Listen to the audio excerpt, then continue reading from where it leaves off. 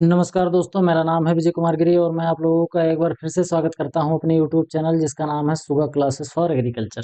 दोस्तों, आज हम लोग पढ़ने वाले हैं नीमराज सुंडा जी की जो बुक मैंने पूरी पढ़ाई है, उस बुक का मैंने एक नया सीरीज स्टार्ट कर रखा है। उसको मैं पढ़ा रहा हूँ एमसीक्यू वाली सीरीज। और इस एमसीक्यू वाली सीरीज में आज हम लोग 13वां लेक्चर पढ़ेंगे। रोज के तरीके से मैं यहाँ पर क्वेश्चन पूछूंगा। आज मैं आप लोगों से टोटल 15 क्वेश्चन पूछूंगा, फिर उनको मैं एक्सप्लेन कराऊंगा कैसे मैं करूंगा। आप लोगों को देखना है किस तरीके से आप कर रहे हो। अगर आपने कोई गलती करी है तो उसको आपको सीखना है कैसे अटेंड करना है। क्वेश्चन जैसे आपके स्क्रीन पर आएगा, क्वेश्चन को आपको पुश कर देना है वीडियो को, और क्वेश्चन को पूरा पढ़ना है, फिर एनालाइज करना है, फिर आंसर देना है। इसके बाद फिर आपको वीडियो फिर से प्ले करनी है और सुनना है कि किस तरीके से मैं उसको एक्सप्लेन कर रहा हूँ। अगर आपका गलत हो रहा है तो आप देखो कि गलत क्यों हुआ है, और अगर सही है तो कोई बात नहीं है। तो इसी तरीके से हम आगे बढ़ते हुए चलेंगे। तो मैं पढ़ाना शुरू करूँ उससे पहले मैं आप लोगों को बता दूं कि मैंने आप लोगों के लिए एक बहुत ही अच्छा कोर्स लॉन्च कर रखा है। कोर्स का नाम है अल्टीमेट एग्रीकल्चर कोर्स। इस कोर्स में आपको यहाँ पर दिए गए सभी सब्जेक्ट बिल्कुल बेसिक से लेकर एडवांस लेवल तक आपको अच्छी तरीके से पढ़ाए जाएंगे। और यहाँ पर जो कुछ भी पढ़ाया जाएगा सब बाइलिंगुअल पढ़ाया जाएगा, और साथ में आपको नोट्स भी प्रोवाइड कराया जाएगा। और ये जो नोट्स होगा ये भी आपको बाइलिंगुअल भाषा में मिलेगा। बोले तो हिंदी और अंग्रेजी दोनों भाषाओं में आपको यहाँ पर नोट्स प्रोवाइड किया जाएगा। तो अगर आप इसको खरीदना चाहते हैं तो यहाँ पर दिया गया है जो क्यूआर कोड है, इसको स्कैन करके मात्र 1000 रुपये का पेमेंट करके हमारा कोर्स आप अच्छे से खरीद सकते हो। बाकी कोर्स से रिलेटेड किसी भी तरीके की अगर आपको जानकारी चाहिए तो मेरा व्हाट्सएप नंबर है 9792771793। मेरे इस व्हाट्सएप नंबर से आप संपर्क करके कोर्स से रिलेटेड जो भी आपको जानकारी प्राप्त करनी है वो प्राप्त कर सकते हो। मेरी यहाँ पर एक गारंटी है कि अगर आपने इसको खरीद लिया और अच्छे तरीके से पढ़ लिया तो ये मेरी गारंटी है कि आपको एग्रीकल्चर में कहीं अलग से कुछ भी पढ़ने और कुछ खरीदने की जरूरत नहीं पड़ेगी। यहाँ पर मैं जितना आपको पढ़ाऊंगा उतने में आपका एग्रीकल्चर इतना हो जाएगा कि आप जिस भी एग्जाम को क्वालिफाई करना चाहते हो एग्रीकल्चर के लिए, जो कॉम्पिटिटिव कंपटीशन वाले एग्जाम होते हैं, उसमें आपको किसी भी तरीके की कोई दिक्कत नहीं आने वाली। तो अगर आप इसको खरीदना चाहते हैं तो जरूर खरीद लीजिए। चलिए आगे बढ़ते हैं, देखते हैं अगला क्वेश्चन हमारा क्या है। अगला क्वेश्चन नहीं है, मतलब हमारा पहला ही क्वेश्चन है। पहला क्वेश्चन क्या है? Match the following concept terms with their scientist who coined and suggested them. कहने का मतलब यहाँ है कि यहाँ पर एक तो दिया गया है कॉन्सेप्ट, यानी कि यहाँ पर अवधारणा दी गई है, और यहाँ पर उनके नाम दिए गए हैं कि कौन से वैज्ञानिकों ने इसको दिया था। साथ में उनका ईयर भी दिया गया है कि कब कब ये अवधारणा दी गई थी। इसको आपको मैच कराना है। तो इसको जब हम मैच कराना शुरू करेंगे तो सबसे पहले तो हम देखेंगे हमारा क्या है। सबसे पहले तो हमारा लिख रहा है क्रॉप इडियोटाइप। ठीक, तो यहाँ पर हमको दिख रहा है एडियोटाइप। तो आइडियोटाइप जो होता है इसको किसने दिया था? तो ये आइडियोटाइप जो है इसको दिया था डोनाल्ड ने दिया था। ये डोनाल्ड ट्रंप वाले डोनाल्ड नहीं है, ये डोनाल्ड 1968 में इन्होंने दिया था। समझ गए? इसके अलावा हम बात करते हैं हमारा रिस्पॉन्स फार्मिंग। ये जो रिस्पॉन्स फार्मिंग है इसको स्टेवर्ट ने दिया था। कब दिया था? इसको इन्होंने 1988 में दिया था। वेदर डाटा को एनालाइज करने के लिए दिया था। समझ गए? इसके अलावा बात करते हैं हमारा रिस्पॉन्स कर्व। तो ये रिस्पॉन्स जो कर्व है इसको किसने दिया था? तो रिस्पॉन्स कर्व जो हमारा दिया था ये हॉलिडे ने दिया था। ये कब दिया था? 1960 में दिया था। और बचा फिर क्या? Zero tillage. तो जीरो टिलेज हमारे किसने दिया था? जीवी ट्रिपलेट ने दिया था 1950 में। यहाँ तक समझ में आई होगी बात। देखते हैं इसको मैच कर आंसर देखते हैं कि कौन सा आंसर हमारा सही होगा। तो सबसे पहले हम देखते हैं कि ऑप्शन नंबर जो ए है वो थर्ड पे जा रहा है। तो ऑप्शन नंबर थर्ड जो है, ऑप्शन नंबर ए जो थर्ड पे इसमें जा रहा है, इसमें जा रहा है, ये वाला गलत हो गया, ये वाला गलत हो गया। तो मतलब हमारा सी और डी तो गलत हो गया। देखते हैं बी किस पे जा रहा है। बी हमारा जो है फर्स्ट पे जा रहा है। तो बी फर्स्ट पे इस पे जा रहा है, तो यानी कि जो हमारा ऑप्शन नंबर ए है ये बिल्कुल हमारा राइट ऑप्शन हो जाएगा। हमारा जो अगला क्वेश्चन है इसमें क्या कहा जा रहा है? Arrange the following greenhouse gases in descending order for their contribution to global warming. ध्यान से समझना, जो हमारा इन्वायरमेंट में ग्लोबल वार्मिंग फैल रही है। ग्लोबल वार्मिंग क्या होता है? जब हमारे पृथ्वी की ऊपरी जो सतह है ये सूर्य की प्रकाश की वजह से इसका जब औसत टेम्परेचर बढ़ता है तो इसको हम ग्लोबल वार्मिंग कहते हैं। ये ग्लोबल वार्मिंग का सबसे सिंपल परिभाषा होती है। यहाँ पर पूछा जा रहा है कि यहाँ पर ये तो आपको चार गैसें दी गई हैं, और कहा जा रहा है इन चारों गैसों को आपको किसमें लगाना है? इनको डिसेंडिंग ऑर्डर में लगाना है। बोले तो जो सबसे ज्यादा नुकसान करती है उसको सबसे पहले, उसके बाद उसके उससे कम, फिर उससे कम, फिर उससे कम, इस तरीके से आपको लगाना है। ये सब वही गैसें हैं जिनकी वजह से ग्लोबल वार्मिंग फैलती है। बोले तो ये सभी हमारी खतरनाक गैसें होती हैं जो कि ग्लोबल वार्मिंग फैलाती हैं। जिनकी वजह से बहुत ज़्यादा गर्मी पड़ती है और क्लाइमेट चेंज वाले हम लोगों को तमाम तरीके की समस्याएँ देखने को मिलती हैं। तो अगर हम इसको देखेंगे तो सबसे ज़्यादा इसमें से जो कंट्रीब्यूशन करता है, इसमें सबसे ज़्यादा जो हमारा कंट्रीब्यूशन करता है, वो कौन-सा करता है? सबसे ज़्यादा हमारा कंट्रीब्यूशन करता है कार्बन डाइऑक्साइड करता है। और कार्बन डाइऑक्साइड कितना कंट्रीब्यूशन करता है? ये हमारा करता है 55%, ये सबसे ज़्यादा है। इसके बाद जो हमारा है, वो है मीथेन। मीथेन लगभग 25% के आसपास कंट्रीब्यूशन करता है। मीथेन के बाद फिर हमारा आता है क्लोरोफ्लोरोकार्बन। ये जो क्लोरोफ्लोरोकार्बन होता है, ये हमारा कितना कंट्रीब्यूट करता है? ये 11% के आसपास कंट्रीब्यूशन करता है और अंत में हमारा आता है नाइट्रोजन डाइऑक्साइड। तो नाइट्रोजन डाइऑक्साइड कितना कंट्रीब्यूशन करता है? ये मात्र 4% के आसपास कंट्रीब्यूट करता है। तो इसको अगर हम जोड़ लेंगे तो हमको जोड़ने के पास पता पता चल जाएगा कि ये हमारा कितना हो रहा है, टोटल हमारा ये जो नुकसान करती है ये हमारा ग्लोबल वार्मिंग में कितना होता है। अभी 100% नहीं होता है, यहाँ पर ये सोच लेना, क्योंकि 55 ये है और 25 ये है तो 75 हो गया, और बाकी ये हमारा 15 ये जोड़ लेंगे तो हमारा केवल और केवल 80 तक पहुँच रहा है, 90 तक पहुँच रहा है, बाकी 10% और बच रहा है। तो 10% ग्लोबल वार्मिंग के और भी कारण होते हैं, नहीं तो आप यही सोचने लगो कि सर जी ये तो 100% पूरा ही नहीं हुआ। ग्लोबल वार्मिंग फैलाने के लिए और भी हमारी ढेर सारी गैसेस इस्तेमाल होती हैं, तो वहाँ पर इसकी बात नहीं हो रही है यहाँ पर। यहाँ पर हम केवल इतनी बात कर रहे हैं कि क्रोनोलॉजिकल ऑर्डर में इसको डिसेंडिंग ऑर्डर में रखना है कि सबसे ज़्यादा नुकसान कौन करता है। तो सबसे ज़्यादा यहाँ पर हम देखेंगे नुकसान करता है कौन? हमारा थर्ड। तो नंबर 1 पे क्या आ जाएगा? थर्ड आ जाएगा। तो यहाँ पर है, यहाँ पर है और यहाँ पर है। ये तो गलत हो गया। अब तीसरे के बाद हम देखते हैं फिर हमारा 55% के बाद 25% वाला आता है फर्स्ट, यानी कि 3 के बाद 1 आना चाहिए। तो 3 के बाद 1 इसमें आ गया और 1 इसमें आ गया। अब इसके बाद फिर हम देखते हैं तो 2 आना चाहिए। तो 1 के बाद 2 आना चाहिए, यहाँ पर 1 के बाद 4 आ गया तो ये गलत हो गया। तो हमारा जो ऑप्शन नंबर बी है, ये हमारा बिल्कुल राइट ऑप्शन हो जाएगा। आगे देखते हैं हमारा जो अगला क्वेश्चन है। हमारा अगला क्वेश्चन है असर्शन और रीजन बेस्ड क्वेश्चन है। इसको ध्यान से समझते हैं कैसे-कैसे काम करता है। सबसे हम पहले पढ़ लेते हैं अधिकथन को। अधिकथन जो हमारा क्या है? ये कह रहा है minimum tillage ward started in the USA इन 1974।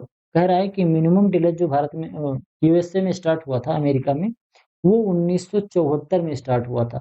तो ये बात जो हमारी हो जाएगी, ये बिल्कुल सही हो जाएगी। रीजन में क्या कह रहा है? रीजन में कह रहा है कि ऑयल की प्राइस जो थी 1974 के आसपास में बहुत तेजी से बढ़ गई थी, और इसी वजह से बहुत ज़्यादा ज़रूरी हो गया था कि रिड्यूस टिलेज ऑपरेशन अमल में लाया जाए। ध्यान से समझना कैसे क्या कह रहा है। 1974 का समय चल रहा था, तो 1974 में क्या हुआ कि जो ट्रैक्टर चलाने के लिए डीजल की ज़रूरत पड़ती है, ट्रैक्टर चलाते हैं तो उनको डीजल लगता है ना, पेट्रोलियम की ज़रूरत पड़ती है, डीजल और पेट्रोल। तो जब ट्रैक्टर चलाने के लिए जो डीजल और पेट्रोल की ज़रूरत पड़ती थी, 1974 के समय पर अमेरिका में डीजल और पेट्रोल के दाम बहुत ज़्यादा बढ़ गए। तो उस समय पर क्या हुआ कि किसानों को, जहाँ किसान पहले 3 से 4 बार जुताई करते थे, जब इनको पता चला कि डीजल बहुत महँगा मिल रहा है, तो खेती करने के लिए हमको टिलेज करना है, तो इन्होंने 3-4 बार जुताई नहीं करी, इन्होंने जुताई करना कम कर दिया।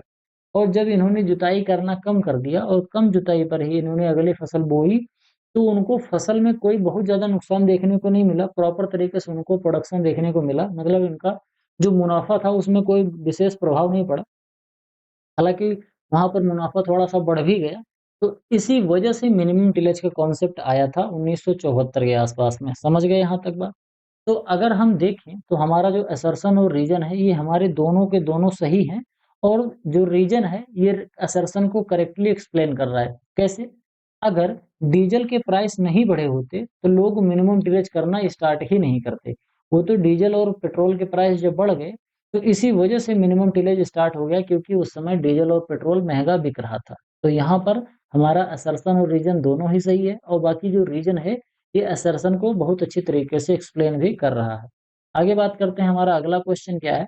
अगला क्वेश्चन है which scientific sorry which specific herbicides are recommended for weed control before sowing in zero tillage system. कह रहा है कि जब हमको जीरो टिलेज में बुआई करनी होती है, जीरो टिलेज का मतलब क्या होता है? जीरो टिलेज में हम खेत में जुताई नहीं करते हैं, पुरानी फसल को हार्वेस्ट करते हैं, और पुरानी फसल को हार्वेस्ट करने के बाद बिना कोई जुताई किए हुए ही अगली फसल हम उसमें बुआई कर देते हैं। तो इसको कहते हैं जीरो टिलेज। इसमें सॉइल प्रिपरेशन के लिए कोई भी काम नहीं किया जाता है। तो यहाँ पर कहा जा रहा है कि जब हम जीरो टिलेज करते हैं, तो क्योंकि जो हमारी पुरानी फसल रही होती है, उस पुरानी फसल में बहुत ढेर सारे खरपतवार तो उगे रहते हैं। तो उन खरपतवार को जब तक हम नष्ट नहीं करेंगे, तब तक अगली फसल हम बो नहीं पाएँगे। तो इसमें कहा जा रहा है कि उस अगली फसल की बुआई से पहले किस हर्बिसाइड का हम इस्तेमाल करते हैं, जो कि ज़ीरो टिलेज में काम में आता है। तो उसमें आपके ऑप्शन क्या-क्या हैं? एट्राज़िन, पेंडिमेथिलिन है, पैराक्वाट, ग्लाइफोसेट है, 2,4-डी एंड आइसोप्रोप्यूरान है और ब्यूटाक्लोर, एलाक्लोर है। तो आप इसको ध्यान से समझो कि अगर हमारा ये मान लेते हैं खेत है और अगर ये खेत बिल्कुल खाली हो चुका है, हमको इसमें दूसरी फसल बोनी है और इसमें केवल और केवल इस समय पर खरपतवार लगा हुआ है, तो हमको क्या करना पड़ेगा? हमको कोई नॉन सेलेक्टिव हर्बिसाइड का इस्तेमाल करना पड़ेगा। नॉन सेलेक्टिव हर्बिसाइड का मतलब जिसके ऊपर पड़ेगा, जिस खरपतवार के ऊपर पड़ेगा, जिस फसल के ऊपर पड़ेगा, सबको वो डैमेज करेगा, वो कोई भेदभाव नहीं करता है। जैसे जो सिलेक्टिव हर्बिसाइड होते हैं, वो केवल कुछ स्पेसिफिक टाइप के खरपतवार को मारते हैं। लेकिन जो नॉन सिलेक्टिव हर्बिसाइड हैं, वो सबको एक ही नज़र से देखते हैं, सबको मार देते हैं। खेत में फसल होगी तो उसको भी मार देंगे। तो क्योंकि इस समय पर खेत में फसल तो है नहीं, हमको केवल और केवल जो खरपतवार हैं, उन्हीं को डैमेज करना है, उन्हीं को नष्ट करना है। तो उसके लिए इस्तेमाल किया जाता है नॉन सिलेक्टिव हर्बिसाइड, जिसका क्या नाम होता है? जिसका नाम होता है पैराक्वाट और ग्लाइफोसेट। तो ये पैराक्वाट और ग्लाइफोसेट का इस्तेमाल करते हैं। इसका इस्तेमाल कर देंगे तो जो खरपतवार होते हैं, वो प्रॉपर तरीके से नष्ट हो जाते हैं और फिर हम अगली फसल को आराम से उसमें ग्रो कर ले जाते हैं। आगे बढ़ते हैं, देखते हैं अगला क्वेश्चन क्या है। What is the primary difference in soil residue? What is the primary difference in soil residue cover between zero tillage and minimum tillage? ध्यान से समझना, मैंने यहाँ पर 2 चीज़ें आपको बताया, 2 क्वेश्चन आपसे पूछे थे। एक क्वेश्चन हमारा मिनिमम टिलेज का था और एक जीरो टिलेज का था। मिनिमम टिलेज में हम थोड़ी बहुत जो फील्ड की प्रिपरेशन है वो तो करते हैं मिनिमम टिलेज में, लेकिन जीरो टिलेज में हम बिल्कुल भी फील्ड प्रिपरेशन नहीं करते हैं। तो यहाँ पर क्या कहा जा रहा है कि जब हम जीरो टिलेज करते हैं और मिनिमम टिलेज करते हैं, तो इस समय पर हमारे खेत में कुछ अवशेष पड़े रहते हैं, सॉइल रेजिड्यू पड़े हुए रहते हैं। सॉइल रेजिड्यू का मतलब होता है क्या? कि पुरानी फसल के कुछ अवशेष पड़े रहेंगे या तो जो खरपतवार उगे हुए थे, उन खरपतवार के कुछ अवशेष हमारी मिट्टी में यथावत पड़े रहते हैं। तो यहाँ पर कहा जा रहा है कि किसमें कितना-कितना पड़ा रहता है। ज़ीरो टिलेज में 10 से 20%, मिनिमम टिलेज में 50 से 100%। तो आप इसको सोचोगे तो ये हमारा बिल्कुल गलत हो जाएगा। ये गलत क्यों हो जाएगा? आप खुद सोचो कि अगर हमने खेत में बिल्कुल भी फील्ड प्रिपरेशन नहीं करी है, तो उस समय पर केवल 10 से 20% खरपतवार या क्रॉप रेज़िड्यू रह जाएँगे फसल के अवशेष? नहीं, वो ज़्यादा रहेंगे। तो यहाँ पर ये तो ज़्यादा है ही नहीं, मिनिमम टिलेज वाले में ज़्यादा है। मिनिमम टिलेज में तो हम थोड़ी बहुत खेत की प्रिपरेशन करते हैं, एक आध बार उसमें जुताई-वुताई कर लेते हैं। तो इससे मिनिमम टिलेज में खरपतवार और जो पुराने फसल के अवशेष हैं, उनके नष्ट होने की संभावना ज़्यादा होती है। लेकिन यहाँ पर तो मामला उल्टा हो गया, तो हमारा ऑप्शन नंबर ए गलत हो गया। यहाँ पर क्या बात करते हैं, ज़ीरो टिलेज में 30 से 50% बचा रहता है, मिनिमम टिलेज में 0 से 10% बचा रहता है। तो यहाँ पर जो हम बात करते हैं, तो मिनिमम टिलेज हो सकता है सही हो जाए, ध्यान से समझना। इसमें मिनिमम टिलेज हो सकता है सही हो जाए, लेकिन ज़ीरो टिलेज बिल्कुल नहीं सही होगा। क्यों? क्योंकि 30 से 85 ही परसेंट लिख रहा है। तो 30 से 50% तो होगा नहीं, क्योंकि ज़ीरो टिलेज है तो 100% होना चाहिए। तो ज़ीरो टिलेज में 100% आपको कहाँ-कहाँ देखने को मिल रहा है? एक तो इसमें देखने को मिल रहा है और एक इसमें देखने को मिल रहा है। तो जब इसमें और इसमें देखने को मिल रहा है, तो हमारा ऑप्शन नंबर ए और बी दोनों के दोनों गलत हो गए। तो ज़ीरो टिलेज में जो क्रॉप के रेज़िड्यू बचे रहते हैं या खरपतवार के जो रेज़िड्यू बचे रहते हैं, वो 50 से 100% रहते हैं या 100% रहते हैं। दोनों हो सकता है, कोई वाली दिक्कत वाली बात नहीं। इसमें थोड़ा-सा ये दिक्कत होती है कि 100% कोई ज़रूरी है 100% ही रहे, कुछ तो कम हो भी सकता है ना। तो 100% कोई मैथ का फ़ॉर्मूला तो है नहीं कि 100% ही होना चाहिए। अगर 90% हुआ तो नहीं मानेंगे हम। तो एक रेंज होनी चाहिए और रेंज इसमें दिया किसमें गया है? इसमें रेंज दिया गया है केवल और केवल एक में दिया गया है, तो ऑप्शन नंबर जो सी है, उसी का हमारा बिल्कुल सही हो जाएगा। तो इसमें अगर हम केवल आगे वाले ही इतना ही देख ले जाएँ, तो इतने से ही काम हमारा चल जाएगा। लेकिन हम इसको पूरा देख के समझते हैं कि मिनिमम टिलेज में जो क्रॉप रेज़िड्यू रखते हैं, वो 30 से 50% के आस-पास खेत में पड़ा रहता है। और इसके अलावा सॉइल रेज़िड्यू या क्रॉप रेज़िड्यू दोनों बात एक ही होती है। मृदा अवशेष का सीधा-सीधा मतलब क्या होता है? मृदा अवशेष का मतलब कि पुरानी फसल के वो है अवशेष जो मिट्टी में मिले हुए ऐसे ही यथावत पड़े हुए हैं बिना डिकम्पोज़ हुए। ज़ीरो टिलेज में ये 50 से 100% पड़े रहते हैं। आगे हम बात करते हैं रिस्पॉन्स फार्मिंग की। रिस्पॉन्स फार्मिंग जो होता है, ये क्या होता है? रिस्पॉन्स फार्मिंग, रिस्पॉन्स करने का क्या मतलब होता है? हमने कोई चीज़ देखी और देखने के बाद उस पे प्रतिक्रिया दी, तो उसको हम क्या कहते हैं? रिस्पॉन्स देना, प्रतिक्रिया देना या फिर रिस्पॉन्स देना। इसी तरीके से हमारी रिस्पॉन्स फार्मिंग होती है। इसमें कहा जा रहा है कि रिस्पॉन्स फार्मिंग जो होता है वो कौन से बेस पे होता है, मतलब किस चीज़ को एनालाइज़ करके रिस्पॉन्स फार्मिंग करी जाती है। साल के फर्टिलिटी के डाटा को देखते हुए, या फिर मार्केट प्राइस के फ्लक्चुएशन को देखते, या फिर वेदर डाटा और प्री मानसून पीरियड को प्रेडिक्ट करके और मानसून सीजन को प्रेडिक्ट करके, या फिर पेस्ट जो होता है इनके फ्लक्चुएशन साइकिल को देख करके। इनमें से चारों में से कौन सी चीज के बेस पे हम रिस्पॉन्स फार्मिंग करते हैं? अगर हम इसके राइट ऑप्शन की बात करें, तो हमारा जो ऑप्शन नंबर सी हो जाएगा, वो हमारा बिल्कुल सही ऑप्शन हो जाएगा। ठीक, इसको ध्यान से समझना। रिस्पॉन्स फार्मिंग होता है प्रतिक्रिया वाली फार्मिंग। इसमें क्या होता है? किसान को जब अपनी अगली फसल ग्रो करनी होती है, तो अगली फसल ग्रो करने से पहले किसान क्या करता है कि वो मेट्रोलॉजिकल डाटा देखता है कि मानसून में कितना बरसात होगा, मानसून कैसे आएगा, कब आएगा, कितनी पानी बरसने वाली है, बाढ़ तो नहीं आने वाली है। ये तमाम चीज़ों का डाटा वो थोड़ा-सा पहले देखता है, जो 4-6 महीने का जो डाटा होता है, उसको पहले से ही पता कर लेता है। अब जब उसको पता चल गया कि ज़्यादा बरसात होने वाली है, तो मान लेते हैं उसे पता चल गया ज़्यादा बरसात होने वाली है, तो उसने राइस की खेती कर दी और उसके हिसाब से अपनी कल्टीवेशन प्रैक्टिस की पूरी प्लानिंग बना ली। अगर उसे पता चल रहा है कि इस बार सूखा पड़ रहा है, तो राइस की खेती उसने नहीं करी, उसने अरहर की खेती कर दी। तो जब उसने अरहर की खेती करी, तो वो क्यों करी? क्योंकि बरसात कम होगी तो सूखा पड़ेगा, तो अरहर की खेती आराम से वो हो जाएगी। तो अरहर के हिसाब से प्लानिंग बनाएगा। तो जब इस तरीके से फार्मिंग करी जाती है, तो उसको रिस्पॉन्स फार्मिंग कहा जाता है। तो इसीलिए हमारा जो ऑप्शन नंबर सी है, ये बिल्कुल राइट ऑप्शन हो जाएगा।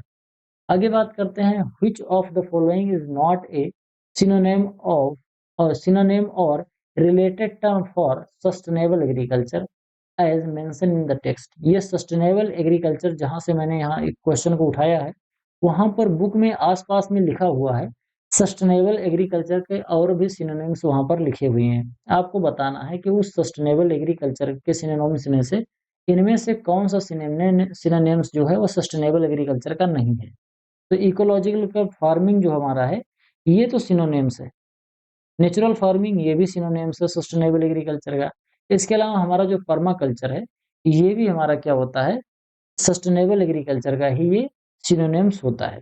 फिर बचा हमारा क्या? बचा हमारा केवल terraforming.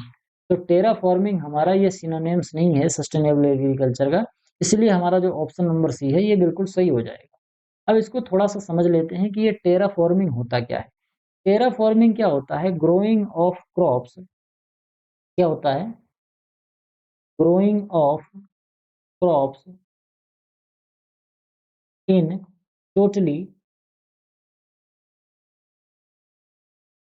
Totally totally control environment like Mars environment।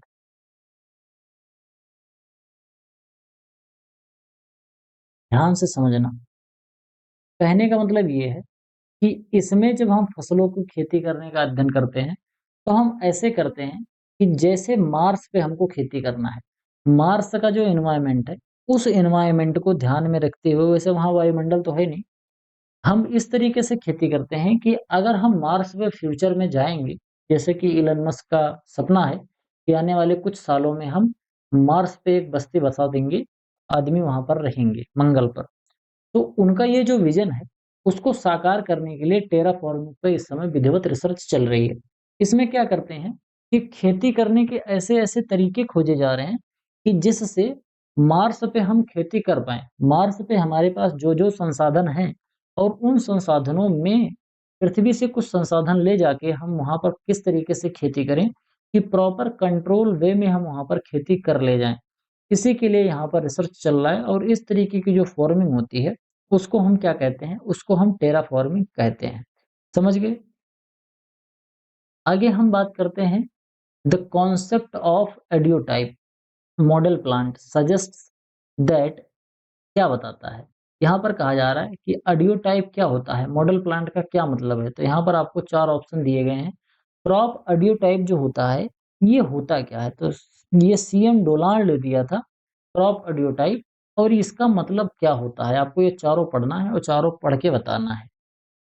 मैं इसका बताऊँ तो इसका जो ऑप्शन नंबर बी है हमारा, वो सही हो जाएगा। क्यों सही हो जाएगा? पहले तो एक-एक करके पढ़ते हैं कि क्यों गलत होगा। A single plant perform best when isolated from other. यहाँ पर कहा जा रहा है कि अगर कोई एक सिंगल प्लांट हम किसी ग्रुप से निकाल कर अलग लेके जाएँ, जैसे कह रहा है कि यहाँ पर ढेर सारे हमारे पास मान लेते हैं यहाँ पर ढेर सारा ऐसे प्लांट लगा हुआ है, इसमें ढेर सारे प्लांट लगे हुए हैं। अगर हम इसमें से एक प्लांट को लेके जाके कहीं बाहर लगा देते हैं और ये बिल्कुल अकेले ग्रो करते हैं, तो यहाँ पर कहा जा रहा है कि ये पौधा बहुत अच्छे से ग्रो होगा। तो ये ऑडियो टाइप का कॉन्सेप्ट नहीं होता है जो डोनाल्ड ने दिया था। Plant should be grown without soil. तो विदाउट जब सॉइल हम करते हैं तो उसको एरोपोनिक्स या फिर हाइड्रोपोनिक्स कहते हैं। तो ये वाले भी सिस्टम हमारा गड़बड़ हो जाएगा। Plant should be genetically modified. तो ये इसको तो हम क्या बोलते हैं? इसको तो हम जेनेटिकली मॉडिफाइड क्रॉप बोलते हैं। बीटी कॉटन जैसा इसको बीटी क्रॉप बोलेंगे। तो ये भी मामला हमारा गड़बड़ हो गया। बचा क्या? बचा हमारा ऑप्शन नंबर बी। क्यों बचा? A single plants give better result in a group with minimum competition. कहने का मतलब ये है कि अगर हम खेत में ढेर सारी फसलों को ग्रो कर रहे हैं, ऐसे जैसे मान लेते हैं ये हमने ढेर सारी फसलों को ग्रो कर दिया।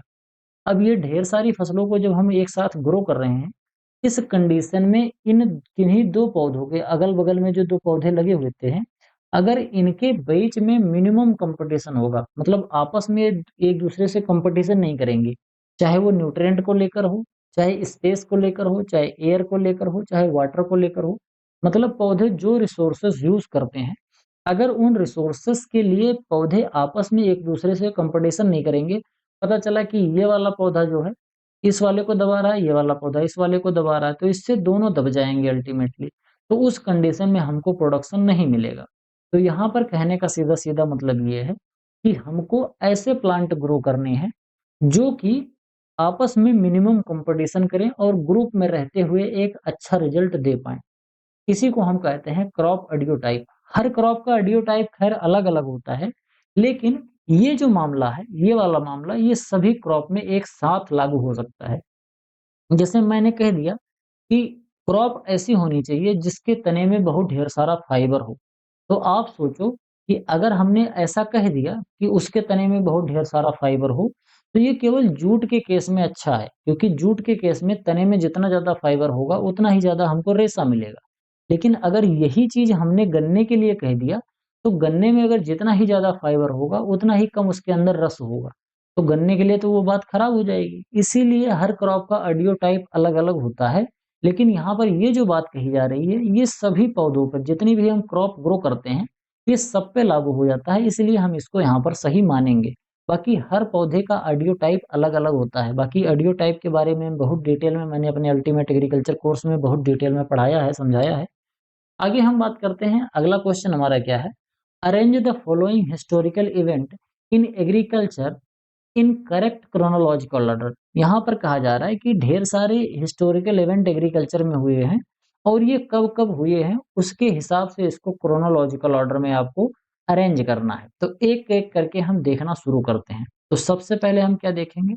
सबसे पहले तो हम देखते हैं ज़ीरो टिलेज को। तो ज़ीरो टिलेज जो कॉन्सेप्ट था, इसको जीवी ट्रिपलेट ने दिया था, ये तो बिल्कुल सही बात है। कब दिया था? 1950 में दिया था, क्योंकि अभी थोड़ी देर पहले मैंने इसका क्वेश्चन पूछा था।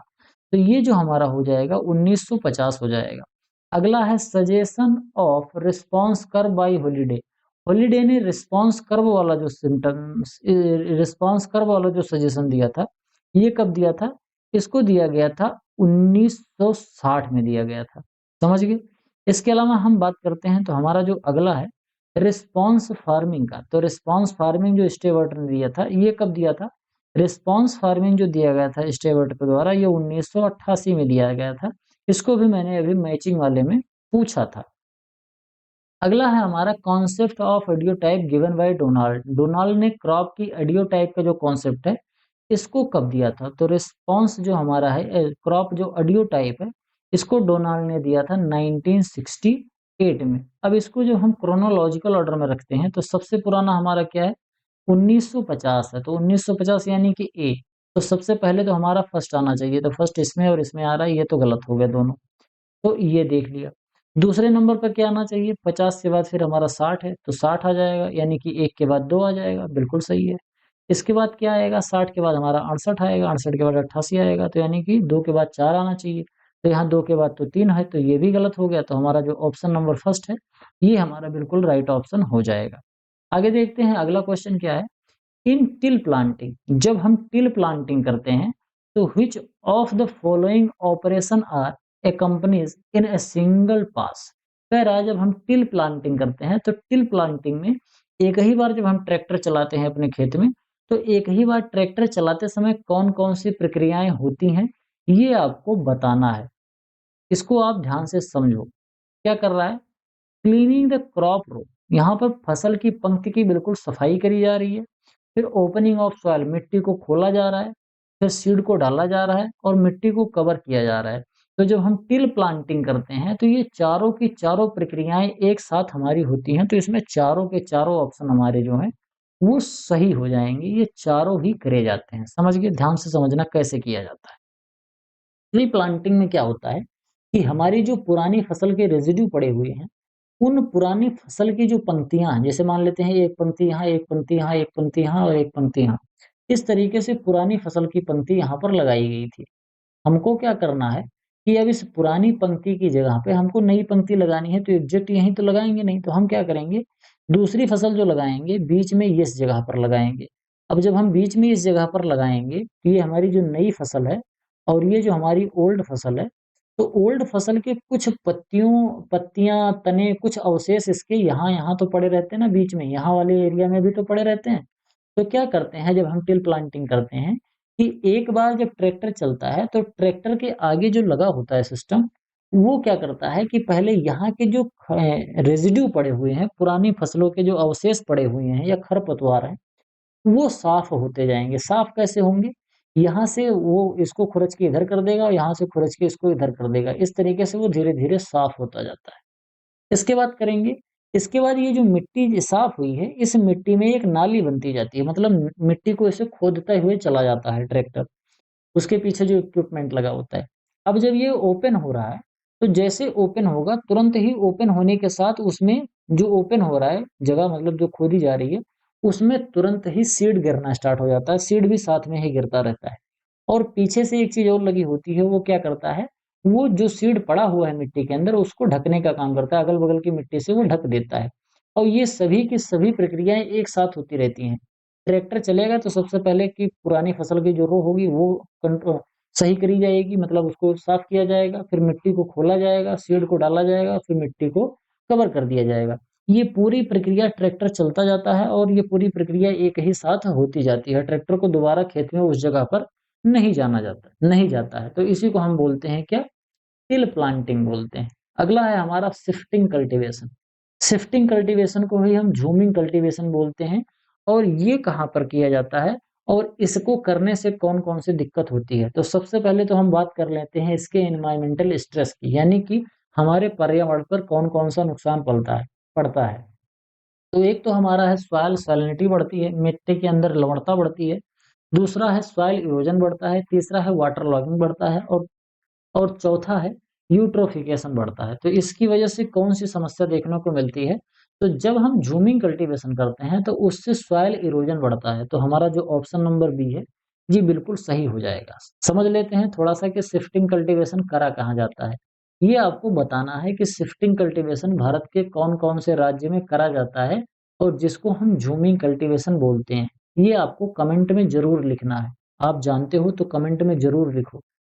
बात करेंगे इसकी कि हम शिफ्टिंग कल्टीवेशन जब करते हैं, आपको क्या लिखना है कि शिफ्टिंग कल्टीवेशन कौन-से स्टेट में होती है। यहाँ पर हम बात करेंगे शिफ्टिंग कल्टीवेशन होता क्यों है? स्टेट का नाम तो आप नीचे खुद ही लिखो। बात करेंगे शिफ्टिंग कल्टीवेशन की, तो इसमें क्या करते हैं, जैसे मान लेते हैं हमारा इतना बड़ा-सा एक जंगल है, ठीक? अब इतने बड़े जंगल में हमने क्या कर दिया, हमने यहाँ पर इतने जंगल को काट दिया, समझ गए? इतने जंगल को काटा और यहाँ पर हमने 4 साल तक लगातार इसमें खेती करी। अब 3-4 साल जब हमने इसमें लगातार खेती करी, तो खेती करने के बाद क्या हुआ, यहाँ की मिट्टी बहुत ज़्यादा फर्टाइल थी। इसमें हम खेती कर देंगे और 3-4 साल के अंदर यहाँ की जो मिट्टी थी, वो धीरे-धीरे अनफर्टाइल होती गई, अनप्रोडक्टिव होती गई। हमने क्या किया, इस ज़मीन को ऐसे ही छोड़ दिया। हमने क्या किया, आगे फिर हमने इसी जंगल में इतने दूर यानी इतना जो जंगल था, यहाँ को हमने साफ़ किया, मतलब यहाँ के जो पेड़-पौधे थे, वनस्पतियाँ थी, झाड़ियाँ थी, इन सबको हमने काट दिया। काट के फिर से हमने इसको साफ़ किया और साफ़ करके यहाँ पर भी 3-4 साल खेती करने लगे। फिर इसके बाद आगे बढ़ गए, इसको साफ़ किया, यहाँ खेती करने लगे। तो इस तरीके से हम इसको खेत को अपने चेंज करते रहते हैं बार-बार। अब इससे क्या होता है, जैसे मान लेते हैं कि हमने यहाँ पर 3-4 साल खेती करी, फिर हमने अपना खेत चेंज कर दिया, वहाँ से यहाँ कर दिया। अभी हम यहाँ खेती कर रहे हैं, यह हमारा ऐसे परती पड़ा हुआ है, फैलो लैंड पड़ी है। तो इस कंडीशन में क्या होगा, क्योंकि यहाँ पर ना तो कोई खरपतवार अब उग रहा है, ना तो यहाँ पर पेड़-पौधे हैं जिनकी जड़ें क मिट्टी को जकड़े रहती थी, और ना ही यहाँ पर कोई वेजिटेशन है। तो जब बरसात होगी तो बरसात का पानी जब इस मिट्टी पे पड़ेगा, तो ये मिट्टी बहेगी, क्योंकि जब बरसात का पानी पड़ता है, तो अगर पौधों से होते हुए आएगा, तो जंगल की मिट्टी कटती नहीं है। लेकिन क्योंकि हमने जंगल ही काट दिया, यहाँ पेड़-पौधे तो रह ही नहीं गए, तो ये सीधे-सीधे यहाँ की मिट्टी बहेगी। तो वो क्या होगा, मृदा अपरदन होगा। ये पानी की वजह से भी होता है, और कई बार जब आँधी आती है, तो भी मिट्टी को बहा ले जाती है, तो उसकी वजह से भी होता है। तो जब हम शिफ्टिंग कल्टीवेशन करते हैं या झूमिंग कल्टीवेशन करते हैं, तो सबसे ज़्यादा नुकसान तो सॉइल इरोजन का ही होता है। आगे बढ़ते हैं, अगला क्वेश्चन देखते हैं। Precision farming is also known है।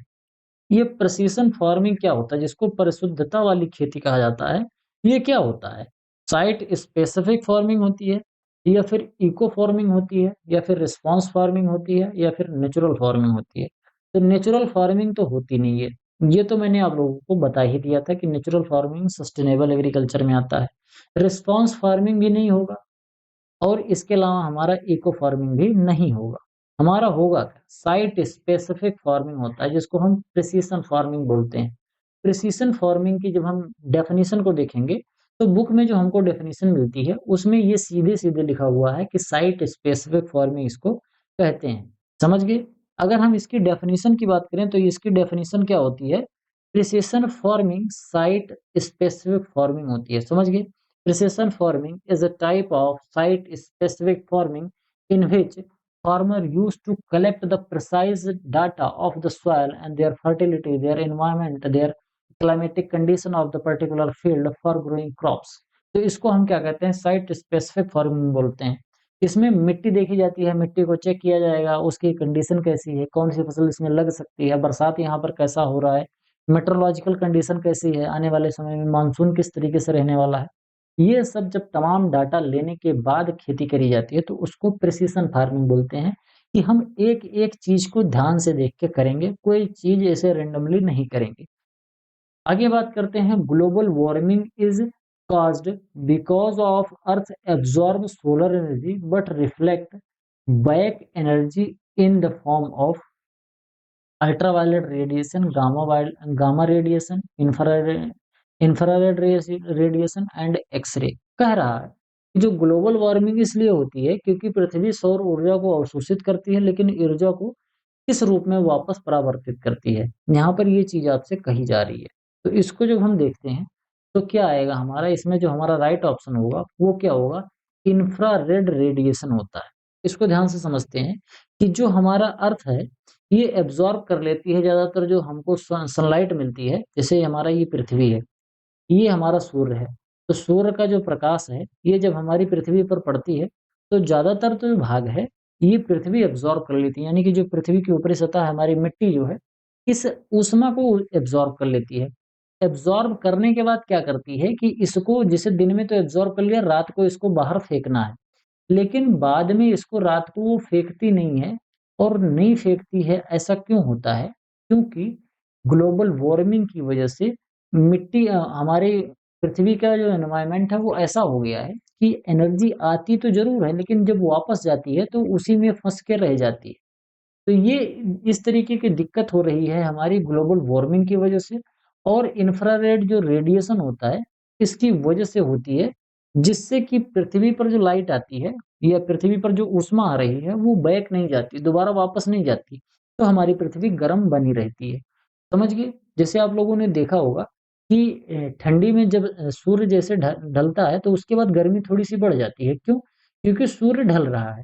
लेकिन सूर्य धीरे-धीरे हमारा घटता जा रहा है और सूर्य जब घट जाएगा, सूर्य जब ढल जाएगा, तो एनवायरनमेंट जो हमारा है वो धीरे-धीरे थोड़ा-सा ठंडा होता है, लेकिन पृथ्वी हमारी गर्म ही बड़ी रहती है। क्यों? क्योंकि जो पृथ्वी है ये सोच रही है कि एनर्जी को हम जो हमने गर्मी एब्ज़ॉर्ब करी है उसको बाहर फेंक दें, लेकिन वो बाहर फेंक नहीं पा रही है क्योंकि एक छतरी-सा बन जाता है ग्लोबल वार्मिंग की वजह से, जिससे गर्म हवाएँ ऊपर को गर्म जो किरणें हैं वो ऊपर को जा नहीं पाती हैं। इंफ्रारेड रेडिएशन जो है ये ऊपर को जा नहीं पाता है। इसी वजह से हमारी पृथ्वी की जो सतह है वो औसत रूप से गर्म हो जाती है।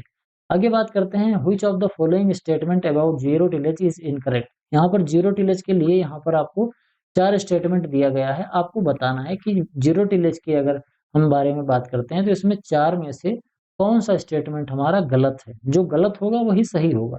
तो primary tillage is completely avoided. Zero tillage में प्राइमरी टिलेज जो होता है वो कंप्लीटली अवॉइड किया जाता है। ये बात हमारी बिल्कुल सही हो जाएगी। ठीक? आगे हम बढ़ते हैं। Secondary tillage is associated to seed bed preparation in the row zone only. तो इसके बारे में अगर हम बात करें तो ये भी बात हमारी बिल्कुल सही है। इसमें जो सेकेंडरी टिलेज थोड़ा-सा करा जाता है, एक तो प्राइमरी टिलेज कंप्लीटली अवॉइड किया गया और सेकेंडरी टिलेज जो किया भी जाता है, वो केवल जहाँ पर हमको सीड डालना है, उसी सीड के आस-पास की जो मिट्टी होती है, केवल उतनी की ही जुताई करते हैं। अगल-बगल की मिट्टी जो है उसको वैसे ही छोड़ देते हैं। तो ये भी बात हमारी सही हो गई। इसके अलावा हम बात करते हैं, हमारा जो सी ऑप्शन है, it kept 0 to 10% of residue on soil surface. यहाँ पे कह रहा है कि 0 से लेके 10% सॉइल रेसिड्यू सॉइल के सरफेस पे पड़े रहते हैं। तो ये बात हमारी तो बिल्कुल गलत होगी क्योंकि ज़ीरो टिलेज में अभी हमने पढ़ा है, ज़ीरो टिलेज में 50 से लेके 100% तक जो मिट्टी क्रॉप के सॉइल के जो रेसिड्यू हैं वो पड़े रहते हैं।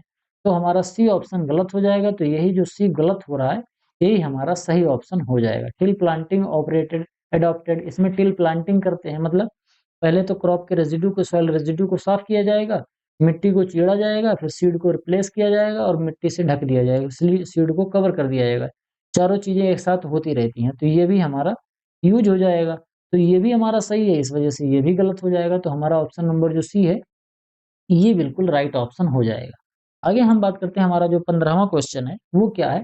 अकॉर्डिंग टू द टेक्स्ट, यानी कि बुक में जो टेक्स्ट दिया गया है, उसमें दिया गया है एग्रीकल्चर। तो एग्रीकल्चर जो है, ये डिराइव किया गया है लैटिन वर्ड से और इसमें जो एगर है, ये एगर है और एक कल्ट्रा है।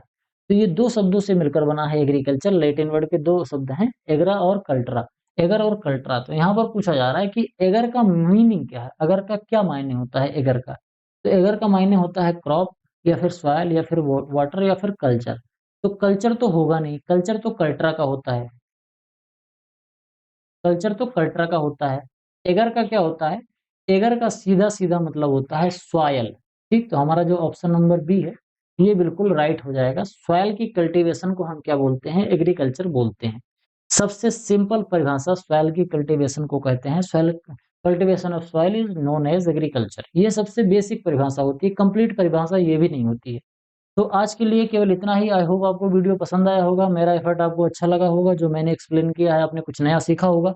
वीडियो पसंद आया हो तो वीडियो को लाइक कीजिए, आपके जो सुझाव हैं कमेंट बॉक्स में ज़रूर लिखिए।